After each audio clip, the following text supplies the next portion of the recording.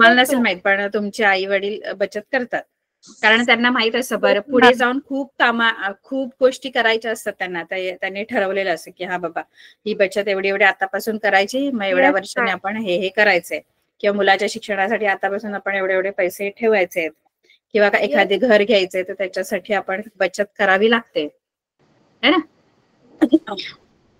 तर बचत आपण करतो. आणि कसं आहे माहिती, आताच्या युगामध्ये नुसती बचत करून चालत नाही. म्हणजे मी पैसे कुठेतरी दर महिन्याच्या पगारातून एक ठराविक रक्कम घेतली आणि ती ठेवून दिली बचत म्हणून, है ना. तर नुसती ठेवून देणं उपयोगाचं नाही, कारण नुसती बचत करून आपण जर ती घरीच ठेवली ना, म्हणजे मी आता 1000 रुपये काढून दर महिन्याला ठेवते बाजूला, पण मग ते घरी ठेवून उपयोग नाही. का माहितीये, कारण त्या पैशाची जी किंमत आहे ती काळानुसार कमी होते. म्हणजे आता बघा, पूर्वी 10 रुपयाला जी किंमत होती ती आता नाहीये, किंवा पूर्वी 100 रुपयाला जी किंमत होती ती आता नाहीये.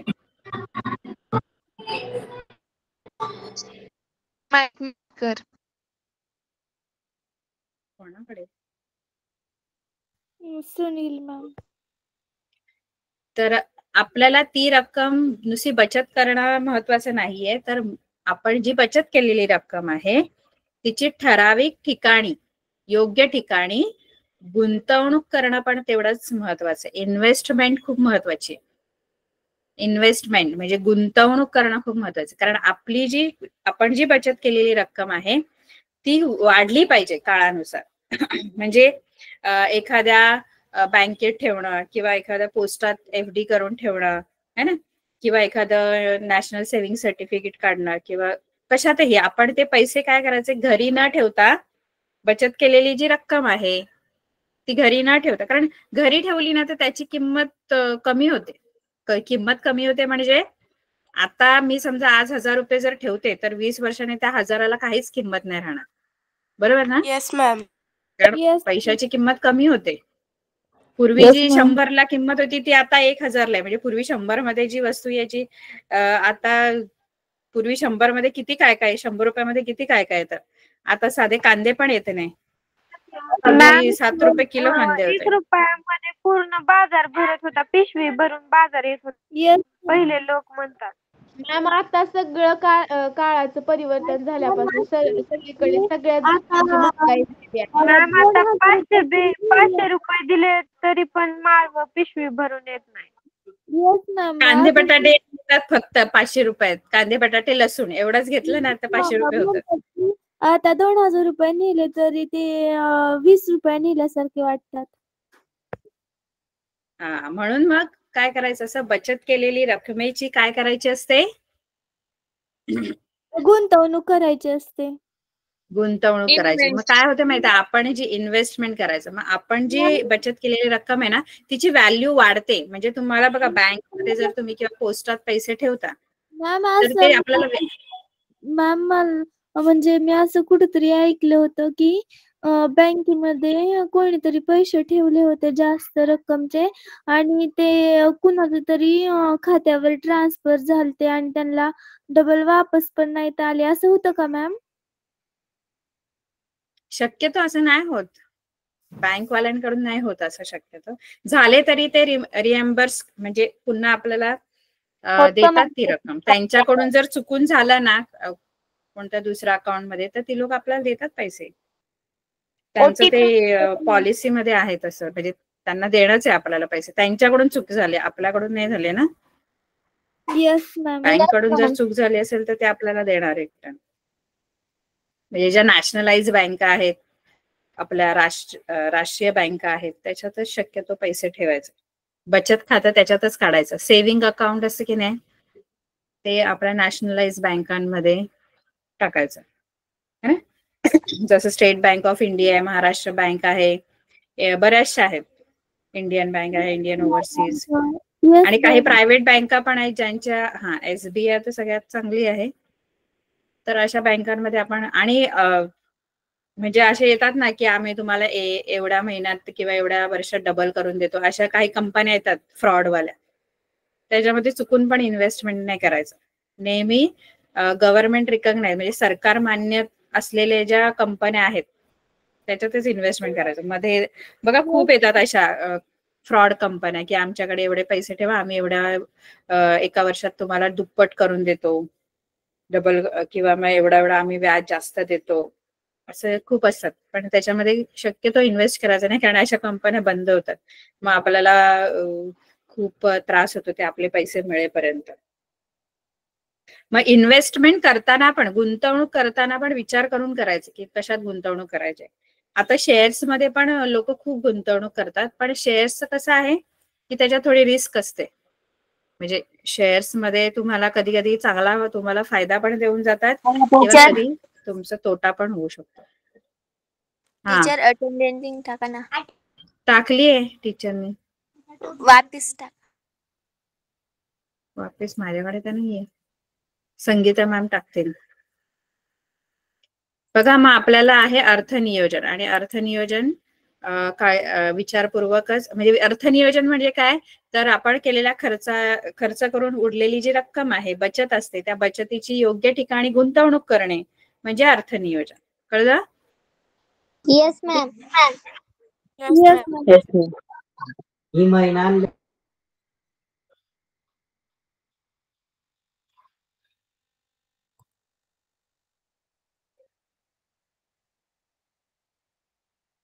ठीक आहे.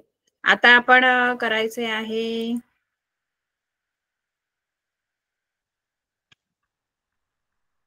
हे, आपण धडा बघूया. आणि सुरुवातीचं जे पहिली एक्सरसाइज आहे ना, ती कॉमन हेच आहे. त्याच्यामध्ये आपली नेहमीची जी गणितं असतात तीच आहेत.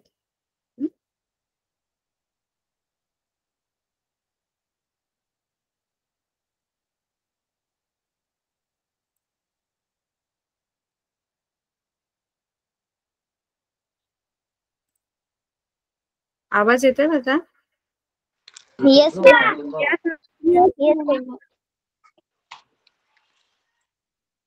मॅम.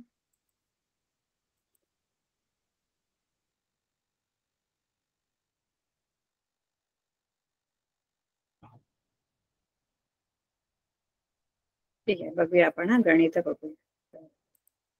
गुंतवणूक म्हणजे आपण शेअर्स मध्ये फार कमी गुंतवणूक करायची.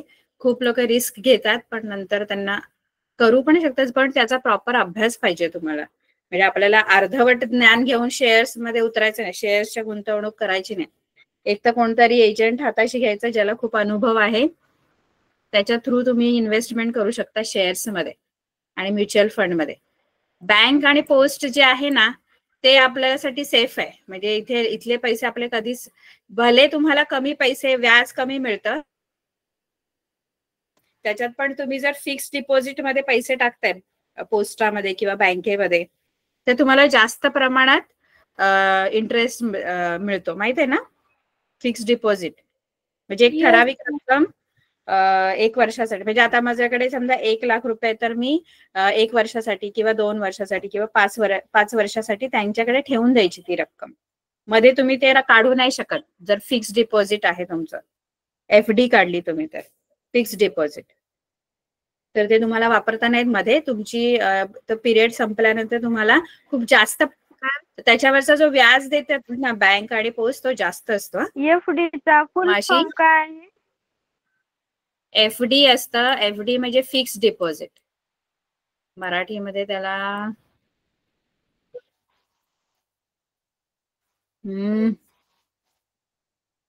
मराठीमध्ये नाही शब्द सॉरी.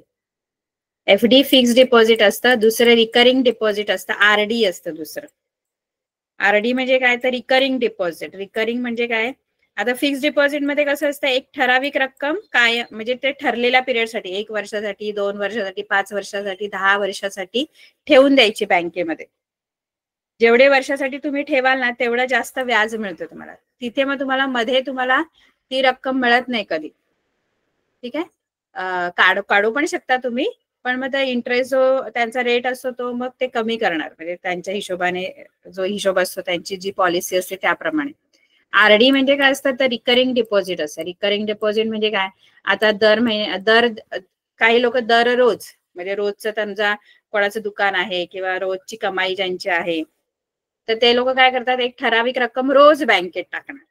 म्हणजे मी समजा दुकान आहे माझं, तर मी रोज ठरवलंय की 5,000 रुपये मी रोज किंवा 2,000 रुपये मला समजा मी 5,000 कमवते, तर त्याच्यातले 2,000 मी रोज बँकेत टाकणार किंवा 1,000 मी रोज बँकेत टाकणार. रोज रिकरिंग म्हणजे काय, तर एक ठराविक अमाऊंट एका इंटरव्हल नंतर परत परत आपण भरायची. रिकरिंग, कळलं का?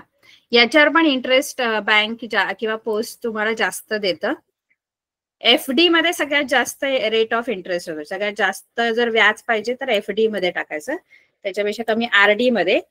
त्यानंतर सेव्हिंग अकाउंट जे आपण बचत खातं काढतो त्याच्यात खूप कमी रेट ऑफ इंटरेस्ट असतो, कारण त्याच्यामध्ये आपण कसं आपल्या मनाप्रमाणे किती पण कधी पण पैसे भरतो किंवा काढतो. पण ह्याच्यावर पण मर्यादा असतात पैसे काढण्यावर आणि ठेवण्यावर.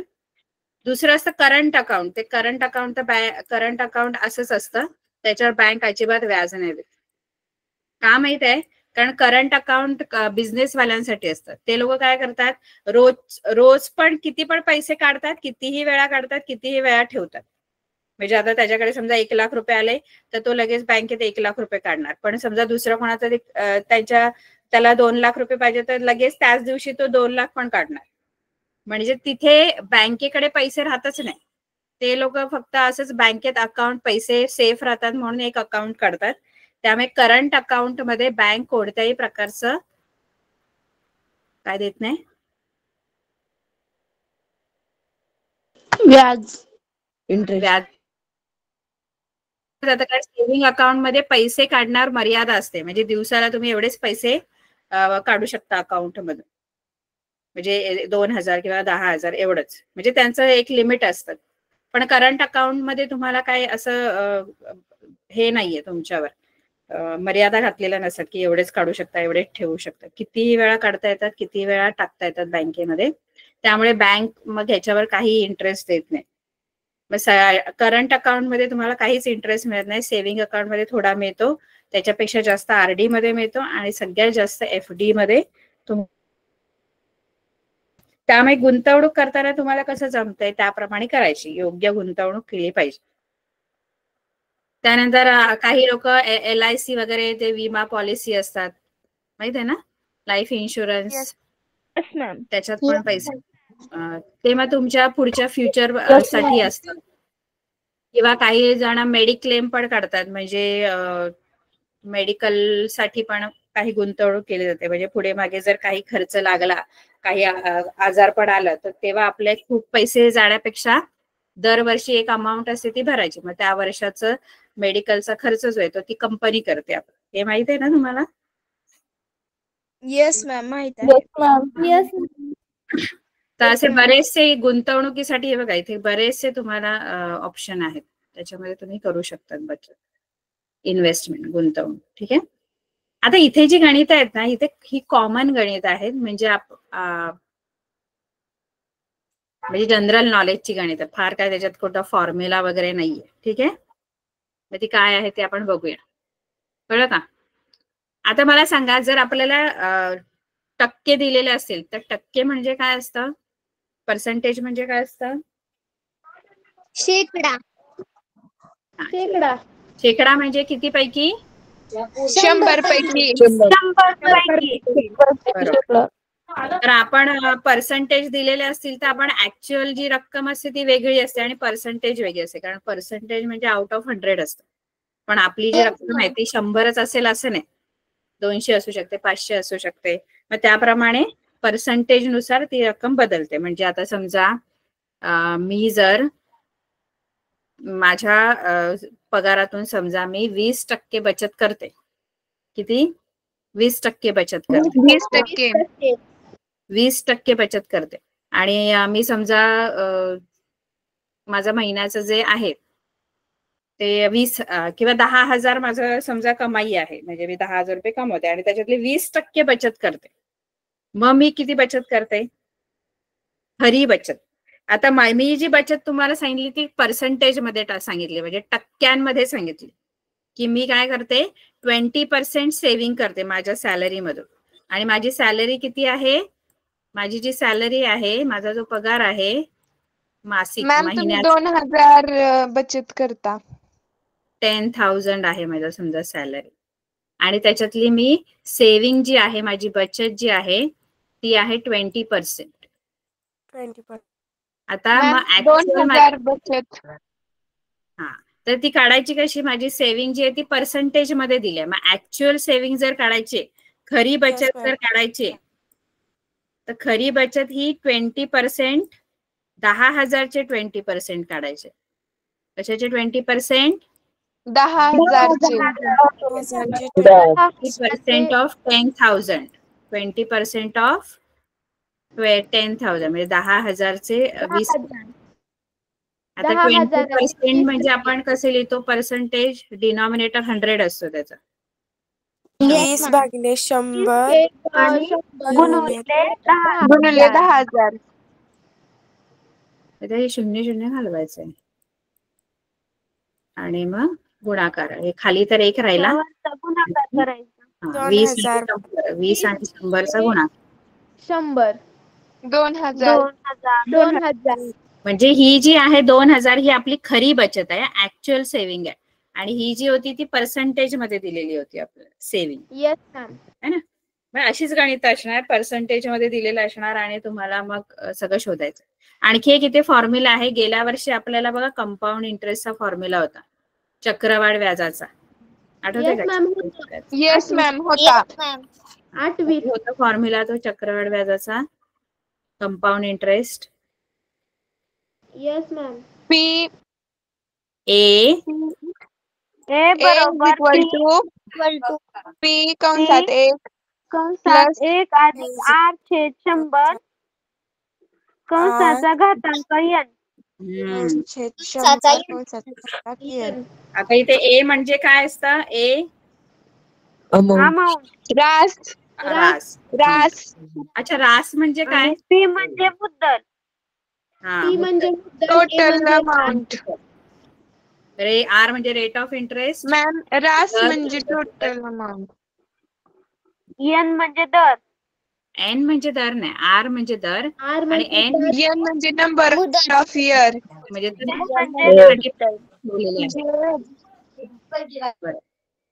ए म्हणजे अमाऊंट असते. अमाऊंट म्हणजे प्रिन्सिपल प्लस इंटरेस्ट असतो. हा, हे लक्षात ठेवायचं अमाऊंट. ठीक आहे. मग हे पण सूत्र वापरायचंय आपल्याला इथे, हे पण लक्षात ठेवायचं. ही गणित आपण खूप आपण सोडवलेली आहेत 8वीला, बरोबर ना? हो मॅम. म्हणजे आपण जी रक्कम ठेवतो बँकेत किंवा कुठेही जी रक्कम ठेवतो ती प्रिन्सिपल असते. त्या संस्थे म्हणजे त्या बँकेचा किंवा त्या जिथे आपण पैसे ठेवले त्यांचा एक व्याजाचा दर ठरलेला असतो, तो आर असतो. प्रत्येक बँकेचा किंवा वेगवेगळ्या ज्या संस्था आहेत, पतपेढ्या आहेत किंवा कोऑपरेटिव्ह बँक्स आहेत, प्रत्येकाचा रेट ऑफ इंटरेस्ट वेगवेगळा असतो. कोण जास्त देतं, थोडं कमी देतो, तर तो आर आहे. आणि एन म्हणजे तुम्ही किती वर्षासाठी गुंतवणूक करताय, किती वर्षासाठी पैसे ठेवताय, ते एन असतं. टाइम पिरियड, टाइम असतो तो. ठीक आहे. आता आपली गणित आपण सुरू करूया पटापट. ठीक आहे. Yes ma'am. पहिलं बघा, अलकाला दरमहा पाठवलेल्या रकमेपैकी 90% रक्कम ती खर्च करते आणि महिना 120 रुपयांची बचत करते. तर तिला पाठवण्यात येणारी रक्कम काढा. आता 90% ती खर्च करते, मग ती किती टक्के बचत करते?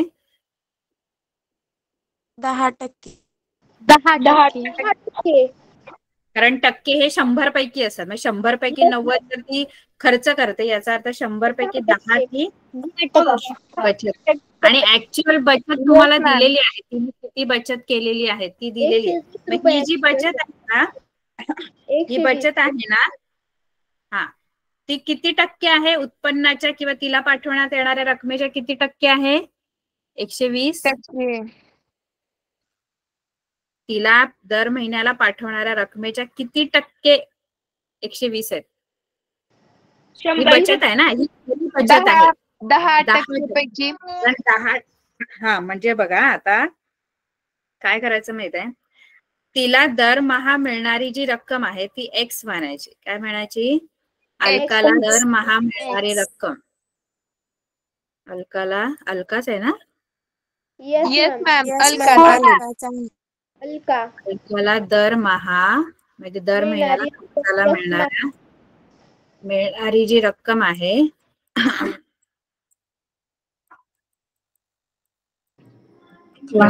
काय मानायची आपण? एक्स. आणि जी तिची बचत आहे ती टक्क्यांमध्ये किती आहे बचत? 10%. आहे ना खर्च 90%. बचत 10%. खर्च 90% आहे म्हणून तिची बचत 10% आहे. आणि येस खरी मॅम, बचत 10%. तुम्हाला 120 दिलेली आहे. टक्क्यांमध्ये बचत 10% आहे आणि खरी बचत किती आहे? 120. मगाशी मी तुम्हाला फॉर्म्युला दिलेला बघा, ऍक्च्युअल सेव्हिंग म्हणजे खरी बचत. खरी बचत जी आहे ती 10% आहे. कशाच्या 10% आहे? 100. 10% नाही, 10% नाही. जी सेव्हिंग आहे ती तिला मिळणारी जी रक्कम आहे तिच्या 10%. Yes ma'am. खरी बचत जी आहे ती Xच्या 10%. Xच्या 10%. Xचे 10%. 10% ऑफ X. मग Xचे 10%. खरी बचत तुम्हाला दिलेली आहे. किती आहे खरी बचत? 120. आणि इथे Xचे 10%. X गुणिले 10/100. आता आपल्याला इथे X ची किंमत काढायची. आता X ची किंमत काढताना X कुठे आहे? कोणत्या बाजूला आहे? उजवीकडे. उजव्या बाजूला X ला उजवीकडेच ठेवा आणि हे जे दोन आहेत 10 आणि 100 ते इकडे न्या. याच्यामध्ये 100 जे छेदातले आहेत ते इकडे आल्यावर येस मॅम. होणार आणि 10 भागिले होणार. भागिले 10. हा शून्य गेला. 120 गुणिले 10. 20 गुणिले 10. 120 गुणिले 10 किती? 1200. 1200. म्हणजे तिला मिळणारी 1200. दर महिन्याला मिळणारी जी रक्कम आहे 1200. कळलं? खरी बचत जी आहे ती 10% आहे. कळलं? Yes ma'am. आता दुसरं आणि तिसरं बघूया. दुसरं आणि चौथं वेगळं आहे. पहिलं, तिसरं, पाचवं सेम आहे. त्यामुळे पहिल्या आधी ते घेऊया. ठीक आहे. बघा तिसरं. निखिलने आपल्या मासिक उत्पन्नाचा, मासिक उत्पन्न म्हणजे काय? मॅम महिन्याला मिळणारे उत्पन्न. महिन्याचे उत्पन्न म्हणजे मासिक उत्पन्न होय. हा, महिन्याचं जे उत्पन्न आहे त्या उत्पन्नाचा 5% भाग मुलांच्या शिक्षणासाठी खर्च केला. 14%. आता हे सगळं टक्क्यांमध्ये दिले आपल्याला. 14% भाग शेअर्स मध्ये गुंतवला. 3% भाग बँकेत ठेवला आणि 40% भाग दैनंदिन खर्चासाठी वापरला. गुंतवणूक व खर्च जाऊन त्याच्याकडे 19,000 रुपये उरले तर त्याचे मासिक उत्पन्न काढा. कळलं? आता हे 19,000 जे आहे ते काय आहे? 19,000 काय आहे? गुंतवणूक. बाकी हा, बचत आहे. काय आहे? मिळालेली बचत मिळालेली आहे. उरलेली रक्कम पगारातली हे सगळं जाऊन आहे ना, हे सगळं जाऊन सगळं गुंतवणूक खर्च पकडून ही रक्कम त्याच्याकडे उरली आहे म्हणजे आपण ही बचत म्हणून आपण समजू शकतो. ही बचत आहे त्याची 19,000. कारण हे राहिलेत त्याच्याकडे पैसे सगळे जाऊन. आता ही खरी सेविंग. हा, सेव्हिंग आहे. टोटल सेव्हिंग आहे. पण ही सेव्हिंग खरी सेव्हिंग तुम्हाला दिलेली आहे 19,000. आता टक्क्यांमध्ये जर तुम्हाला सेव्हिंग काढायची आहे पर्सेंटेज मध्ये, तर ती कशी काढणार? मॅम 5 ची 14 ची आणि 40 3 ची बेरीज करायची आणि भागिले मॅम टोटल जे इन्कम आहे त्याच्यामधून खर्च वजा करून एकूण खर्च किती आपण तो काढूया. एकूण खर्च आणि गुंतवणूक मिळून किती झाले? एकूण खर्च आणि गुंतवणूक. मॅम ते गणित लय सोपं आहे. असंच आहे, पहिल्यासारखंच आहे, फक्त थोडं तुम्हाला लेंदी दिलंय. थोडासा एकूण खर्च किती आहे? 5% 5% अधिक 14 अधिक 3 3% अधिक 3 अधिक 40%. 40. हे एकूण खर्च आणि गुंतवणूक आहे. तर हे किती झालं एकूण टक्के बघा? 62 19 22 62 62% है ना. म्हणजे 62% खर्च आहे. मग बचत जर आपल्याला पर्सेंटेज मध्ये काढायचे तर ती किती असणार? बचतचे टक्के किती असणार? 100 62. नाही टक्क्यांमध्ये काढायचे. थांबा आधी. 100 वजा 62. हा टक्के म्हणजे किती झाले ते? 38%. 48%. ही पर्सेंटेज मध्ये बचत आहे आणि खरी बचत आपल्याला दिली.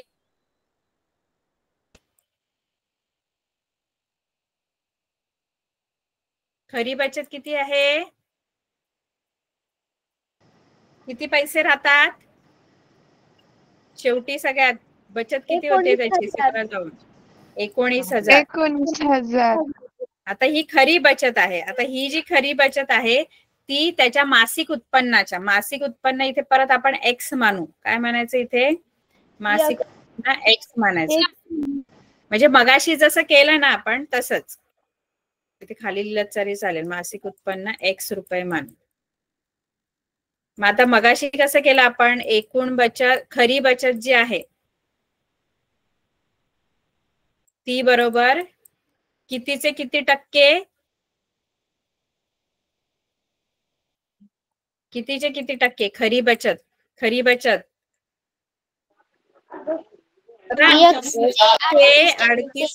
तुमचे टोटल उत्पन्नाचे टक्के काढायचे. तुमचं टोटल उत्पन्न एक्स आहे, त्या एक्स चे 38%.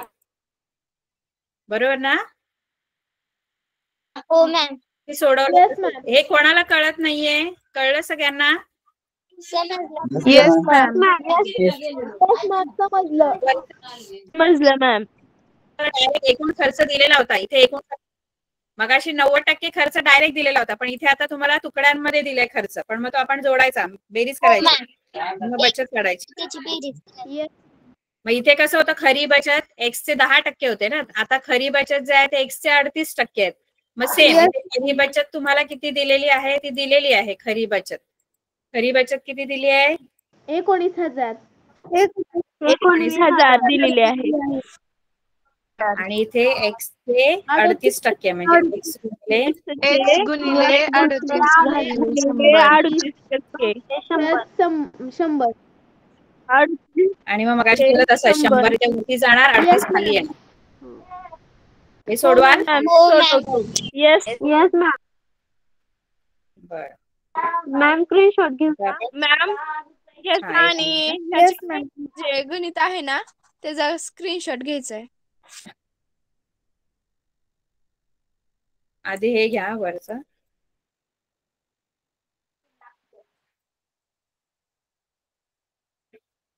येस मॅम झालं.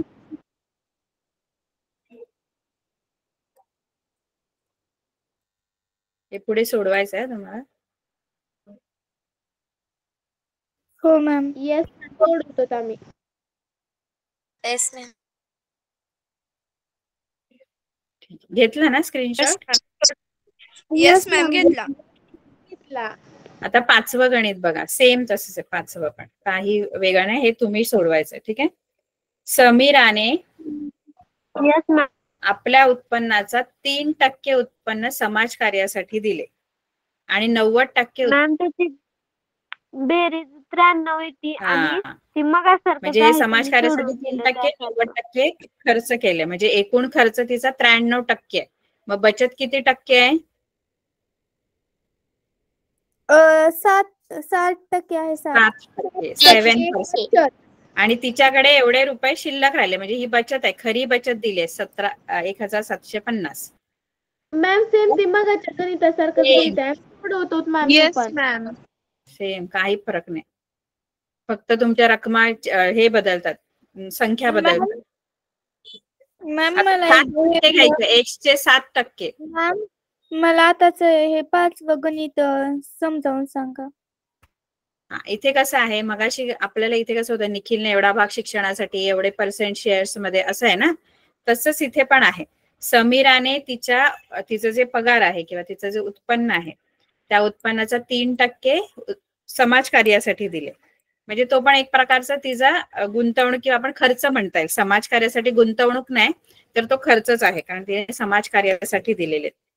मग 3% तिचा खर्च आहे आणि 90% ती स्वतःसाठीचा खर्च आहे पूर्ण. मग तिचा एकूण खर्च किती आहे तिचा? एकूण खर्च 93% आहे आणि बचत 7% आहे. 7%. मग 7% रक्कम खरी बचत तुम्हाला दिले, हे शिल्लक राहतात तिच्याकडे 1750. म्हणजे परत तसंच खरी बचत 1750 आणि ते एक्सचे 7% येणार, म्हणजे एक्स गुणिले 700 असं येणार. एक्स तिचं उत्पन्न आहे. Yes ma'am. कळलं का? Yes ma'am. नाही कळलं? हे कळलं बघा, ही गणित कठीण नाहीयेत का गणित? नो मॅम, सोपी आहेत. येस मॅम, खूपच सोपे आहेत. एक्स ते 7 होते, मग ते 7 आणि 100 तिकडे न्यायचं, एक्स इथेच ठेवायचं, मग तुम्हाला तिचं मासिक उत्पन्न मिळेल. ठीक आहे, कळलं का? Yes ma'am. येस मॅम, समजलं. मुलांना कळलं का? Boys? Yes ma'am. Yes ma'am, समजलं. कारण मुलांचा आवाज येत नाही. ठीक आहे, आता आपण कुठं राहिलं? दुसरं आणि चौथं.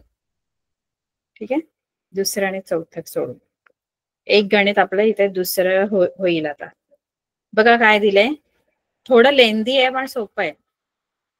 दुसरं गणित शाळेत शिकवला? शाळेत शिकवलं का असं विचारलं? नाही मॅम, नाही. नाही शिकवलं.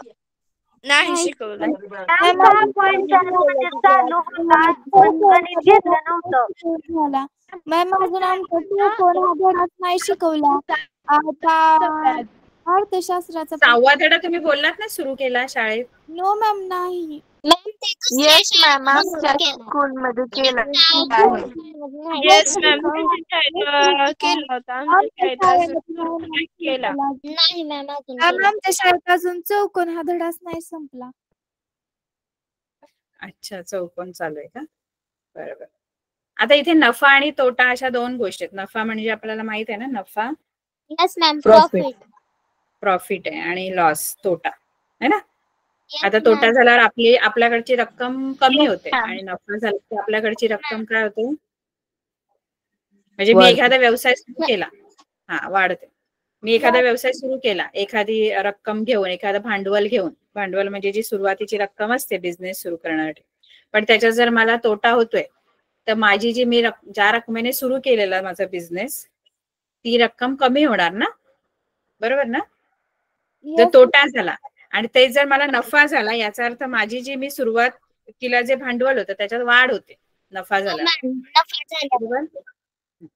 तर हे तसंच आहे, म्हणजे ते शेकडा नफा शेकडा तोटा दिलेला आहे. मग त्याच्यावरून तुम्हाला आपण बरंचसं खूप गोष्टी आहेत, स्टेप बाय स्टेप जायचंय.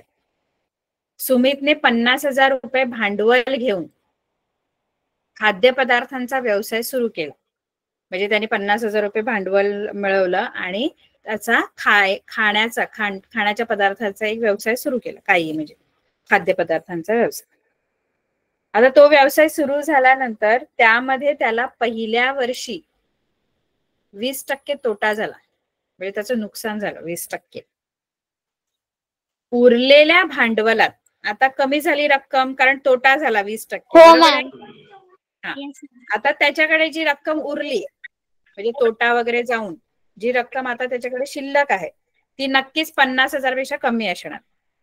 मग 50,000 ती जी उरलेली रक्कम आहे तीच रक्कम घेऊन त्याने दुसऱ्या वर्षी मिठाईचा व्यवसाय सुरू केला. पुढच्या वर्षी, दुसऱ्या वर्षी, कारण त्याचा तोटा झाला पहिल्या व्यवसायात, म्हणून ती जी उरलेली रक्कम होती त्या रक्कमेला घेऊन त्याने दुसरा व्यवसाय सुरू केला मिठाईचा. आणि त्यात त्याला ना 5% नफा झाला. त्या एकूण रक्कम मिळाली त्याच्याने व्यवसाय सुरू केल्यानंतर त्या व्यवसायात त्याला 5% नफा झाला. तर मूळ भांडवलावर त्याला शेकडा किती तोटा किंवा नफा झाला? मूळ भांडवलावर म्हणजे जे 50,000 रुपयाने सुरू केलेलं होतं त्याने बिझनेस, त्या रकमेवर आता 2 वर्षानंतर एकूण जर कॅल्क्युलेट केलं, कारण आधीचा तोटा होता नंतर नफा झाला, मग एकूण जर बघितलं आपण तर त्याला एकूण 2 वर्षाच्या ह्याच्यामध्ये एकूण नफा झालाय की तोटा झालाय? कारण पहिल्या वेळेला तोटा झालेला पण दुसऱ्या वेळेला नफा झालाय. पण एकूण जर आपल्याला त्यांनी 2 वर्षाचं विचारलं तर नफा झालाय की तोटा झालाय, आणि तो किती शेकडा किती झाला, म्हणजे पर्सेंटेज काढायचे त्याला, शेकडा किती नफा किंवा शेकडा किती तोटा. आधी आपल्याला हे कळलं पाहिजे की त्याला नफा झालाय की तोटा. शेकडा आपण नंतर काढता येतो. पर्सेंटेज, प्रॉफिट पर्सेंटेज किंवा profit loss, sorry loss percentage किंवा प्रॉफिट पर्सेंटेज पाहिजे की त्याला जे भांडवल सुरू 50,000 रुपये घेऊन त्याने 2 वर्षानंतर त्याला 50,000पेक्षा जास्त पैसे मिळाले की कमीच आहेत अजून, हे आपल्याला आधी शोधलं पाहिजे ना एकूण. कारण प्रत्येक वेळेला त्याने 2 वेगळे व्यवसाय सुरू केलेत आणि एकामध्ये त्याला तोटा झालाय, दुसऱ्यामध्ये नफा झालाय. पूर्ण जर 2 वर्षाचा आपण जर हिशोब केला तर त्याला नफा झालाय की तोटा हे आधी कळलं पाहिजे. हो मॅम. आणि मग शेकडा आपण नंतर काढू, त्याचे पर्सेंटेज पुढे काढायचे असते. बघा आता काय करायचं, प्रश्न कळला? येस मॅम, समजलं. 50,000 रुपये घेऊन त्याने बिझनेस सुरू केला. पहिल्या वर्षी त्याच्याकडे त्याने खाद्यपदार्थांच्या याच्यात त्याला तोटा झाला 20%. नंतर उरलेल्या रकमेने त्याला परत दुसरा बिझनेस सुरू केला, त्याच्यात त्याला 5% नफा झाला. तर आपल्याला एकूणच त्या 2 वर्षाच्या याच्यात त्याला नफा झालाय की तोटा, आणि तर किती शेकडा. तर पहिलं जे भांडवल आहे त्याचं ते आहे 50,000 रुपये.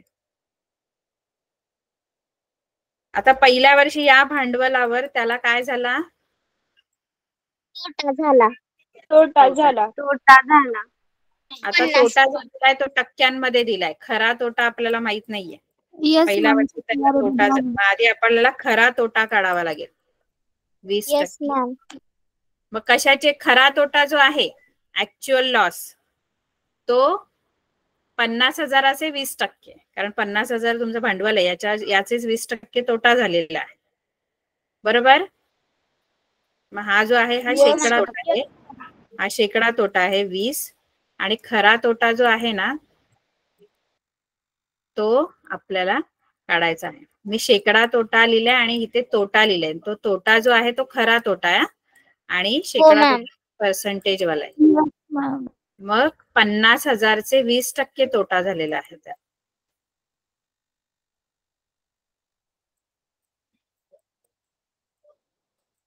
मग तसंच सोडवायचं, 50,000चे 20%, कारण भांडवलावर तोटा झालेला आहे. मग 50,000 गुणिले 20/100. 100. 0 0. हे कळतंय मी काय सोडवते? 5 दुणे 10, 5 दुणे 10. स्कॉलरशिपला होती ना 8वी मध्ये, होती ना प्रॉफिट. मॅम पण आम्हाला असं शिकवलं नाही आमच्या शाळेतल्याने, म्हणजे आता शिकवायले तसं. आम्हाला आता असं वाटतंय की आधी असं शिकवलं असं तर आम्हाला फायदा झाला असता. येस मॅम, स्कॉलरशिप मध्ये आम्ही मेरिट मध्ये आम्ही असतो मॅम. हो मॅम. हो पण मॅम. आम्हाला स्कॉलरशिप पण शिकवलं थोडं लेट चालू केलं ना स्कॉलरशिप गेल्या वर्षी. हो मॅम. म्हणजे शेवटचा महिना होता तेव्हा एकच महिना राहिला होता परीक्षा चालू व्हायला तेव्हा. मग आता तो जो तोटा झाला ना तो किती झाला आहे त्याला, 20% तोटा. म्हणजे खरा तोटा किती झाला आपण काढला 50,000चे 20%. पण किती आला तो तोटा, 10,000. 10,000. 10,000. 10,000 त्याचा तोटा झालाय म्हणजे त्याचं नुकसान झालं. मग आता त्याच्याकडे किती रुपये राहिले, पहिल्या वर्षी त्या खाद्यपदार्थाच्या 40,000. बिझनेस मध्ये त्याला 10,000 तोटा झाला. 40,000. त्याने भांडवल किती होतं त्याचं, मॅम 40,000 रुपये 40,000. भांडवल होतं. हा आता उरलेले भांडवल कारण 50,000 सुरू केला बिझनेस आणि 10,000 त्याचा तोटा झाला. मग उरलेलं भांडवल जे आहे ते किती आहे, 50,000 वजा 40,000. 50,000 वजा 1000 बरोबर 40,000. 10,000 बरोबर 1000. म्हणजे 40,000. हे आता भांडवल त्याच्याकडे बाकी आहे. आता हे भांडवल घेऊन त्याने काय केलं, परत नवीन बिझनेस चालू केला. बिझनेस चालू केला. मिठाईचा. गोड स्वीटचा, मिठाईचा. आता त्या बिझनेस मध्ये त्याला आता नफा झालेला आहे, बरोबर आहे. 5% नफा. येस मॅम 5% नफा झाला. 5% शेकडा म्हणजे झाले. प्रॉफिट पर्सेंटेज दिलेला आहे, शेकडा नफा त्याचा झाला 5%. आता हा शेकडा आहे, खरा नफा काढायचा आहे तर 40,000चे 5% काढावे लागते, बरोबर आहे. हो मॅम. Yes ma'am. नफा जो काढायचा आहे तुमचा बिझनेस, दुसऱ्या बिझनेस मधला नफा तो 40,000चे 5%, कारण आता भांडवल तुमचे 40,000 राहिले ना, त्याचे 5% मॅम. नफा झाला. Yes ma'am. 500. 100. इथे तुम्हाला हे 0 जाणार, 4 पंचा 20 आणि 200. त्याच्यावर 2 शून्य, 2,000. 2,000. 2,000 नफा झाला. आता नफा झाला म्हणजे आता त्याच्याकडे 40,000 होते, या बिझनेस मध्ये त्याला 2,000 नफा झाला, म्हणजे आता त्याच्याकडे किती भांडवल आहे, 42,000. किती भांडवल होईल, 42,000 रुपये 42,000. भांडवल आहे. मग आता जे भांडवल आहे शेवटी जे भांडवल आहे त्याच्याकडे, कारण हा नफा ऍड होतो, मग अशी तोटा आपण मायनस केला कारण ते पैसे जातात, नुकसान असतं ते आपलं. हे नफा आहे म्हणजे तो ऍड होतो आपल्या भांडवलामध्ये, बरोबर आहे. Yes Yes, ma'am. ma'am. 2,000 म्हणजे आता दोन्ही बिझनेस नंतर त्याच्याकडे झालेले आहेत 42,000. आता याच्यावरून आपण सांगू शकतो की त्याला एकूण दोन्ही वर्षांचा जर हिशोब केला तर त्याला नफा झालाय की तोटा, तर काय झालाय त्याला, 8,000चा तोटा झाला आहे. 8,000. कारण तुमचा जे सुरू केलेला होता बिझनेस तो 50,000 होता, याला नफा झालाय पण तेवढासा नफा नाही झाला की तुम्हाला ऍक्च्युअल भांडवलवर प्रॉफिट मिळेल, कारण ऍक्च्युअल भांडवल 50,000 एवढे नाही झालंय, त्याला 2,000च ऍड झाले. मॅम हा, स्क्रीन जराशी छोटी करतात का. आपलं गणित अजून बाकी आहे. येस मॅम, परंतु लिहितो तुला. बरं,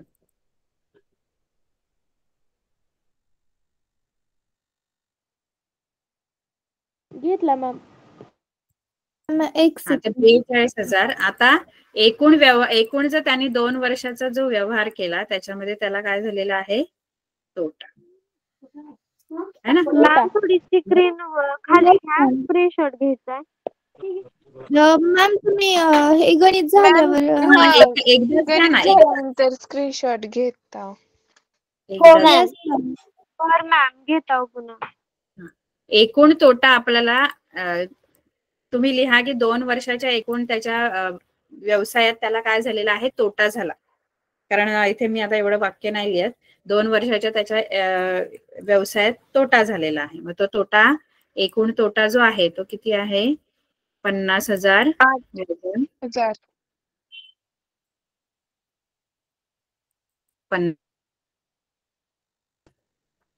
सॉरी 50,000 वजा 42,000. 42,000. म्हणजे एकूण 8,000 तोटा झालेला. 8,000 तोटा. आता 8,000चा आपल्याला तोटा नाही काढायला सांगितलंय, तर शेकडा तोटा काढायला सांगितलंय किंवा शेकडा नफा. आधी त्यांनी विचारलंय की नफा झालाय की तोटा, आणि मग शेकडा विचारले. शेकडा नफा किंवा शेकडा तोटा काढा. आता तोटा झालाय म्हटल्यानंतर आपल्याला तोटाचे पर्सेंटेज काढायला लागतील. हो याचे मॅम, शेकडा तोटा. आता शेकडा तोटा किंवा शेकडा नफा या दोघांसाठी सूत्र सेम आहे. शेकडा म्हणजे आता 100 पैकी किती हे आपल्याला काढायचंय. शेकडा काढायचं म्हणजे काय करायचं, 100 पैकी 100 पैकी आधी किती? आपल्याला बघा पर्सेंटेज शेकडा दिले होते, त्याच्यामध्ये आपण आता हे 5% किंवा 5% दिला होता, मग 5/100 आपण लिहितो, कारण शेकडा बोलल्यानंतर ते 100 पैकी असं. पण आता 100 पैकी किती हे आपल्याला शोधायचं, कारण शेकडा शोधायचा आहे. एकूण व्यवहारात त्याचा जो शेकडा तोटा झालाय तो कसा काढायचा, तर खाली ना तुमची जी रक्कम असते, पहिली रक्कम म्हणजे आता आपण जो हा तोटा आहे तो कोणत्या रकमेवर झालाय आपल्याला, 8,000 जो तोटा आहे हा कोणत्या रकमेवर झालेला आहे, एकूण काढला आपण म्हणजे पहिल्या भांडवलावर 50,000वर. मग 50,000 खाली लिहायचे. आपल्या मधल्या रकमेवर नाही, आपण एकूण व्यवहाराचा काढतोय तोटा. मग इथे 50,000 किती तोटा झालाय, तोटा लिहायचा इथे 8,000. 50,000 पैकी 8,000 तोटा झालाय. मग 100 पैकी किती, कारण आपल्याला काढायचे शेकडा, पर्सेंटेज काढायचे. कळलं? हो मॅम. गुणिले 100.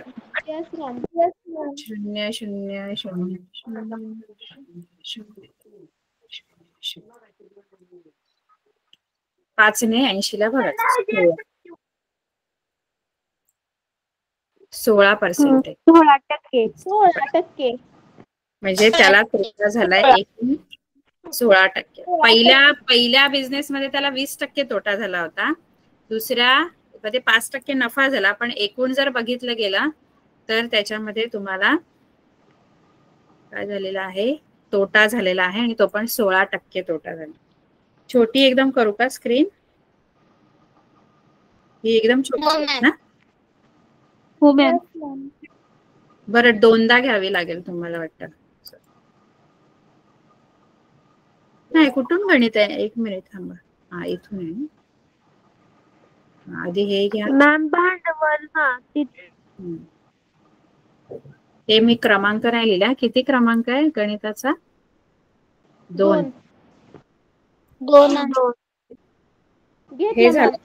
मॅम, उरलेले भांडवल तिथून थोडस वरी करा.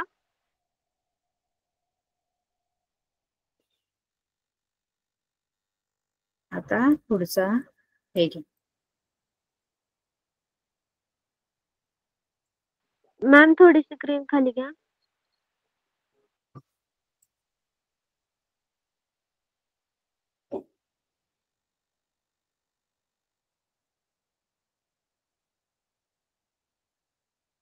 झालं? स्क्रीन खाली घ्या. खाली घ्या थोडं. अशी की बस झालं मॅम. बर, एक गणित राहिलाय ते आपण नंतर बघू. ठीक आहे ठीक आहे मॅम. मॅम, आजची जी 4 गणित शिकवली ना ती आम्ही सोडवून ग्रुपवर हो हो हो bye ma'am. Bye bye. Bye ma'am, good night. Bye ma'am, good night. Bye. Good night.